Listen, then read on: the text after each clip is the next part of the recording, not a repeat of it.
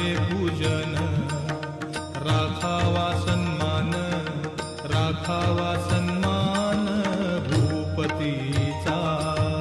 साई वामनाचे करावे पूजन, करावे पूजन, राखावा सन्मान, राखावा सन्मान भूपतीचा। परमार्थात भक्ती व्यवहारी नीती, व्यवहारी नीती, संसारी विरक्ती, संसारी विरक्ती गणू म्हणे।